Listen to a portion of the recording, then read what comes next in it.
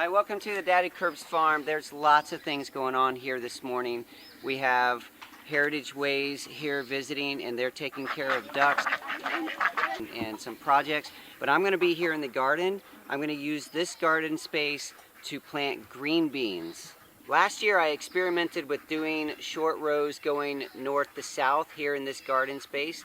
I'm a little late getting the garden ready this year. This space I left undone because I wasn't sure what was going to happen, and I decided this morning that I would go ahead and use it to plant green beans, start thinking about how I want to do raised beds for later in the season, but I want to get this space utilized. Last year, because I did have the beds running north to south, I had all the irrigation running off this main backbone that direction. I'm going to change my mind this year and run the other way. I already have stakes set up, but I need to change how the irrigation is working. So one way I'm going to do that, I need to unplug from the irrigation backbone. Now that leaves a hole, obviously it needs filled. This particular drip irrigation system has these handy little plugs that you can just snap right in there.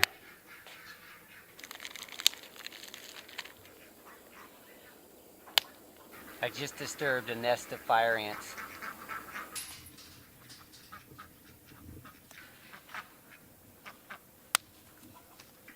After getting each of those holes plugged, I put a ground staple in every few feet to help hold that irrigation line in place.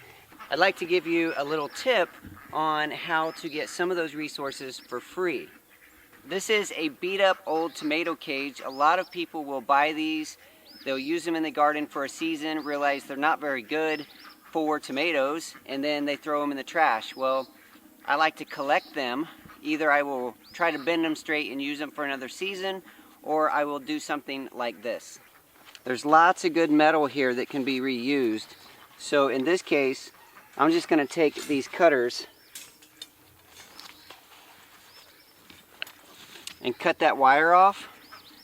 That right there can then be bent in half, and it's a ground staple. Securing your irrigation to the ground with these staples, it tends to get a little floppy and go all over the place if they're not secured down, and this is just a really nice way to do it for free. You may have already noticed that I have several stakes in the ends of this garden. I'm going to run string to help me make nice straight rows for when I dig the trenches for my green beans.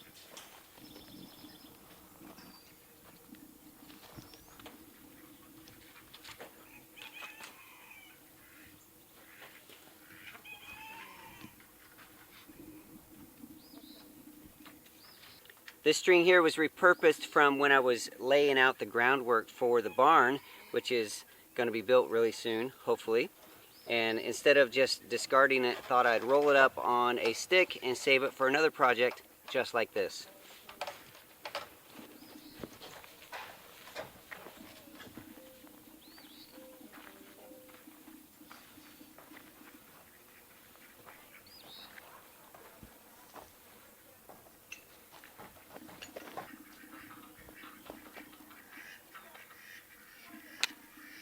All the string is laid out. Thank you, Luke, for helping me to cut the string, buddy. High five.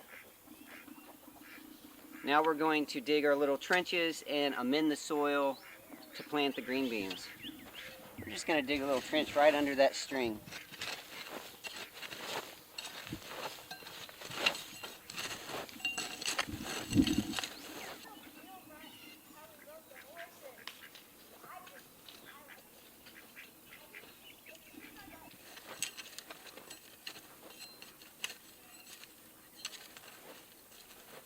This next step is not absolutely necessary for beans, but I like to go ahead and amend the soil just to add nutrients to the garden. Over the years, this soil has been amended and is pretty good, but we're going to go ahead and add some just in case. We were at one of the big box stores and they had this organic soil. It's a raised bed soil. They had it on sale, so we went ahead and purchased the limit, which was 10 bags, to add to the garden for projects just like this. So we're just going to go along and add a scoop every foot or so.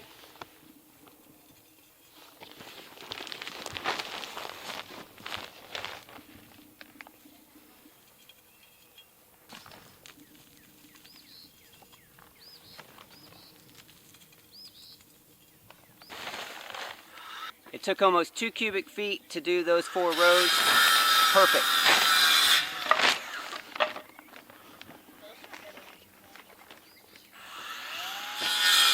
We're going to be plugging in the irrigation system. One of the advantages of this particular type of system is that on the drip line, every 1 foot there's a drip hole or a drip emitter built into the line. So if we get these installed on the row, then we can plant the seeds every 1 foot according to where the water goes in. This is the main line that we stapled down earlier. I'm just going to use the tool that came with the drip irrigation system and poke a hole right in there. And this is the plug-in tip. We're just going to plug it right in just like that. We will be using more of our ground stakes or ground staples. Sometimes because of how that tomato cage is built, the pieces of wire end up being much shorter. So instead of bending it in half, which would make a staple way too short, I bent a few loops in the end and we'll just slide them over, and that way we'll have a little bit more to stick into the ground.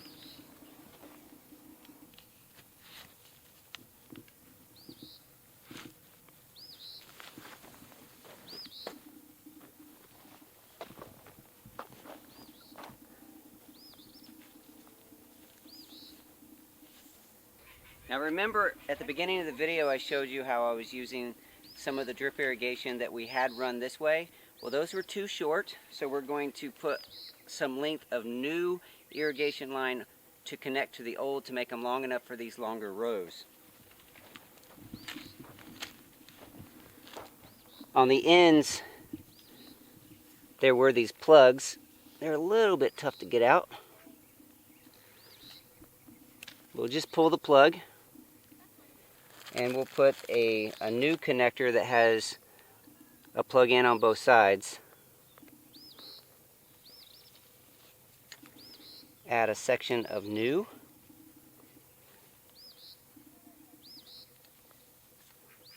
Like so, and then we'll go down to the other end and cut it off to make it work for this row just right.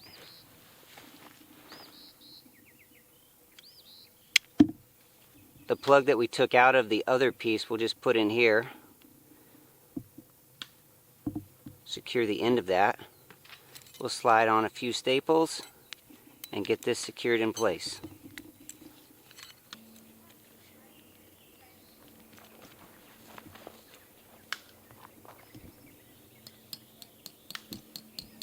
We like here on the Daddykirbs farm the bush beans. This variety is called Blue Lake green beans. They grow up in a bush, you know, 1.5 feet, 2 feet tall maybe. Provide lots of beans, and they don't need a trellis. That's one of the things we like about it. But they do need area to grow. So right here on each drip emitter, we're just going to put a bean, and before I push them in, I'm just going to lay them right there by the drip emitter, and then we'll go and cover them up.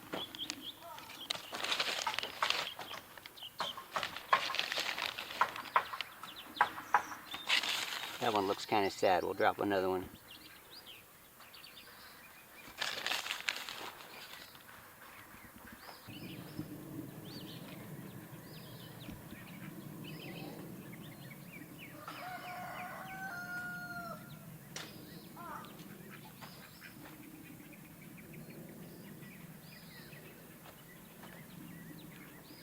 All the beans are in place. We're going to go through and just cover them. I'm going to cover the irrigation line at the same time, and I'm just going to pull the soil up right over it and make sure those beans are under an inch or so.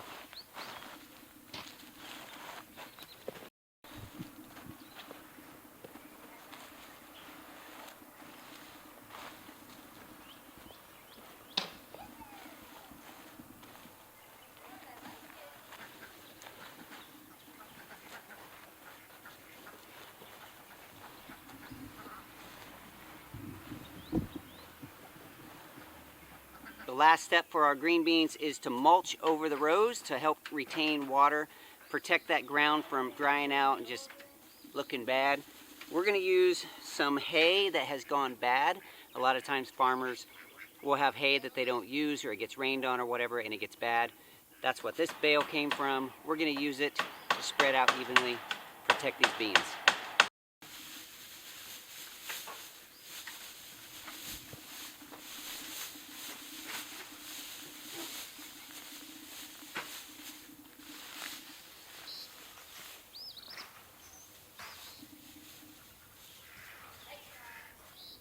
Beautiful. That looks like 4 really nice rows of green beans. I'm excited about seeing those pop up through that mulch.